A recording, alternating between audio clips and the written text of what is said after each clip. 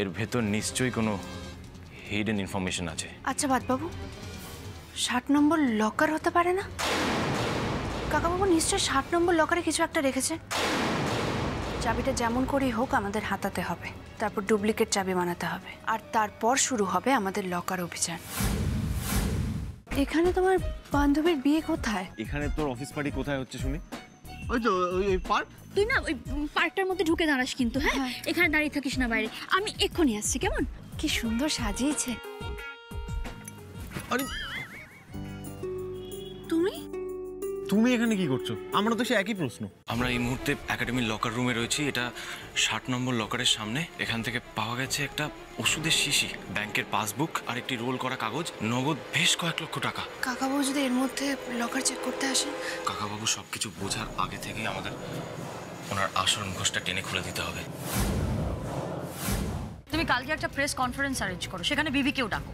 Press কনফারেন্সে ডাকবো কি নিয়ে? তুমি বলতে পারো তুমি খেলা ছাড়ার ব্যাপারে প্রেসকে কিছু জানাতে চাও, আর আমি পুলিশ কনস্টেবল সত্যানন্দকে আর ডক্টর রয়কে নিয়ে আসবো, আর তোমাদের প্রমাণগুলো আর ভিডিও রেকর্ডিংগুলো সবার সামনে রাখবে।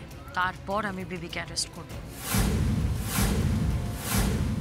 হাসপাতালের লোক জুঁইয়ের বাড়িতে যাবে, জুঁইকে স্বর্ণেন্দুর খবরটা দিতে। কিন্তু বাড়ি শুদ্ধ লোককে তুমি কি করে বাড়ি থেকে বের করবে আমি সেটাই বুঝতে পারছি না।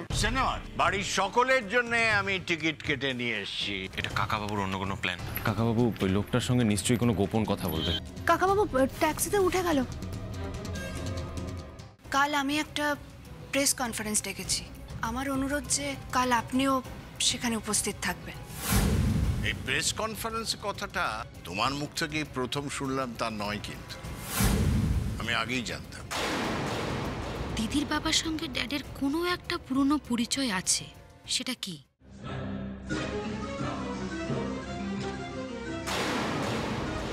কি এবার একটু বেটার ফিল করছেন তো? আর বেশি দিন কষ্ট সহ্য করতে হবে না। শিগগিরই তো বোম্বে চলে যাচ্ছি, তার আগেই আপনাদের সবাইকে মেরে রেখে যাব। মেরে ফেলবেন না? কেন এভাবে বাঁচিয়ে রেখেছেন আমাদের? এক্ষুনি মেরে ফেল। ওকে কিছু করবেন না, ওকে কিছু করবেন না, ও কাউকে কিছু বলবেন না, ওকে ছেড়ে দিন, ওকে ছেড়ে দিন। মারতলে আমাকে আগে মেরে ফেলুন, আমাকে আগে মেরে ফেলুন। টেনশন কেন করছেন বলুন তো? এই আমি আগে বলে একেবারে তাড়াহুড়ো করছেন না। এত টেনশন করবেন না। আমি তো তিনজনকে লাইন করে দাঁড় করাবো, তারপর একসঙ্গে মারবো। চিন্তা করার কিচ্ছু নেই। আপনি একটা শয়তান। জানি জানি জানি জানি, ওটা আমি জানি। তুমি কি ভাবলে তোমার মুখ থেকে প্রথম কথাটা শুনলাম? রঞ্জন, তুমি একটা খেলা আমার সঙ্গে খেলেছিলে, আমার খুব ভালো লেগেছিল। না, তুমি পারোনি, ব্যর্থ হয়েছ, দ্যাটস অ্যানাদার ইনসিডেন্ট, কিন্তু তোমার চেষ্টাটা আমি অ্যাপ্রিশিয়েট করি। হ্যাঁ,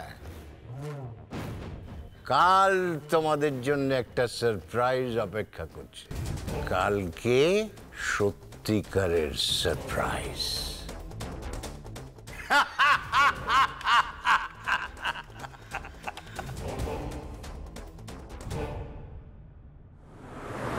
রিয়া, তুই এত রাতে এ ঘরে কেন এসেছিস? আবার কোন মিথ্যে ছলনায় আমাকে ভোলাতে চাইছিস? তবে একটা কথা তুই জেনে রাখ, তুই আমার সঙ্গে যাই করে থাকিস না কেন, আমি কিন্তু তোকে সত্যি সত্যি আমার বোন ভেবেছিলাম। তোকে বুকে আগলে ধরে রাখতে চেয়েছিলাম। দিদি, কিছু বলবে? হ্যাঁ, আসলে তোমাদের একটা কথা বলতে এসেছিলাম। কি কথা? আসলে এই কথাটা শুনে তোমাদের অত গুরুত্বপূর্ণ মনে হবে না, কিন্তু আমি না বলে পারছিলাম না। যা বলবি পরিষ্কার করে বল না রিয়া। আসলে এই বাড়িতে তো আমি বেশি দিন আসিনি দিদি, কিন্তু খুব অল্প দিনের মধ্যেই না এই বাড়ির প্রত্যেকটা মানুষকে আমি খুব ভালোবেসে ফেলেছি রে। আর জানিস, সব থেকে বেশি ভালোবেসেছি তোদেরকে। তুই কি শুধু এই কথাটা বলার জন্যই আসলি? হ্যাঁ রে দিদি, আসলে খালি মনে হচ্ছিল কখনো আর এই কথাটা বলার সুযোগ হয়তো আমি আর পাবো না। আমি জানি আমার অনেক দোষ আছে, আমার অনেক ভুলভ্রান্তি আছে। আসলে জীবনের অনেকটা পথ একা চলেছি তো, তাই ঠিকমতো মানুষ হয়তো হতে পারিনি আমি।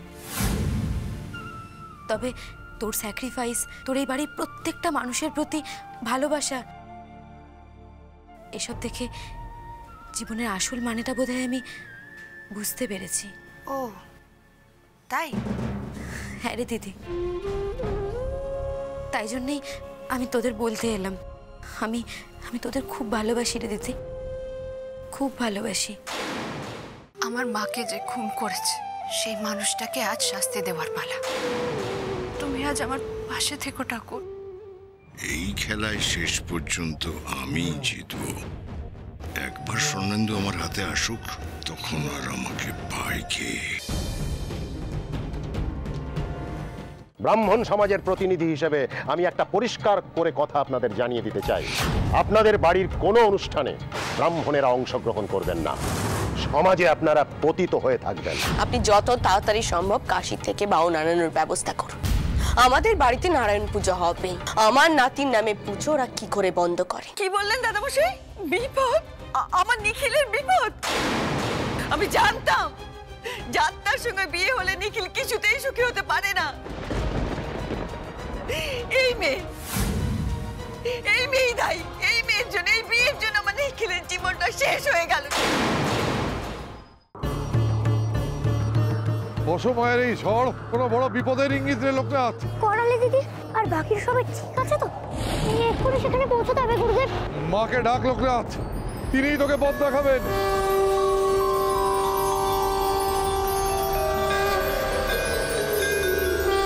একে ভয় দেখাতে হবে, তবে যদি এখান থেকে যায়। দেখো দেখো, তুমি যদি এখান থেকে না যাও তাহলে তাহলে তাহলে এই ছোড়া দিয়ে আমি আঘাত করতে তোমাকে বাধ্য হব।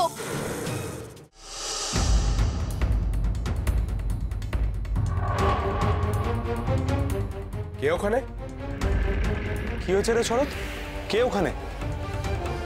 অনুমাসি, কি হয়েছে আমায় বলো। তুমি কোনো বিপদে পড়োনি তো? তুমি ঢুকলেই বা কি করে? সদর দরজা তো বন্ধ। আগে এখান থেকে চলো, এসো। বলছি কুনালদা কোথায়? হ্যাঁ, ছেড়ে দিন না দাদা, আমি চোর নই, ফাদার প্রমিস। হ্যাঁ, ধরা পড়লে সবাই তাই বলে।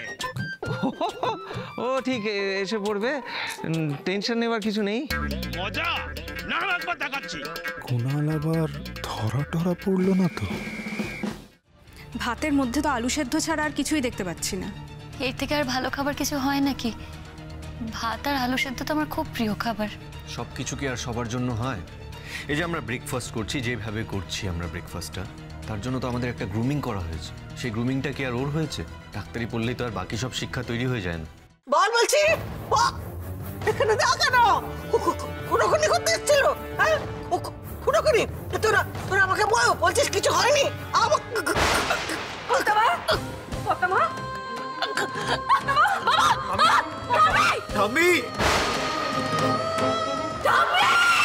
আমার ভাবতেই খারাপ লাগছে যে আমার শরীরের রক্ত তোমার গায়ে বইছে। আপনারা যদি ওকে সাজা দিতে চান তো দিন। আমার নামের পেছনে সরকার টাইটেলটা আছে। ক্রাইম করলে সাজা পেতেই হবে মোহিনী। অম্বার মতো তোমার সারা জীবন জেলে কাটানো উচিত। দেখ চেহারাটা কেমন করে রেখেছিস, কেমন সাজগোজ করেছিস, নিজেকে একটু দেখ। আমি আয়নায় মুখ দেখবো না বললাম তোমার। আয়নাতে মুখ দেখবো না, না না, নীলাঞ্জনে কাজল রেখা এমন করে আঁকবো না। ব্রাহ্মণ সমাজের প্রতিনিধি হিসেবে আমি একটা পরিষ্কার করে কথা আপনাদের জানিয়ে দিতে চাই, আপনাদের বাড়ির কোনো অনুষ্ঠানে ব্রাহ্মণেরা অংশগ্রহণ করবেন না। সমাজে আপনারা পতিত হয়ে থাকবেন। আপনি যত তাড়াতাড়ি সম্ভব কাশী থেকে বাউন আনানোর ব্যবস্থা করুন। আমাদের বাড়িতে নারায়ণ পুজো হবে। আমার নাতির নামে পুজো ওরা কি করে বন্ধ করে? অসময়ের এই ঝড় কোনো বড় বিপদের ইঙ্গিত রে লোকনাথ। করালি দিদি আর বাকি সবাই ঠিক আছে তো? এক্ষুনি সেখানে পৌঁছতে হবে গুরুদেব। মাকে ডাক লোকনাথ, তিনিই তোকে পথ দেখাবেন।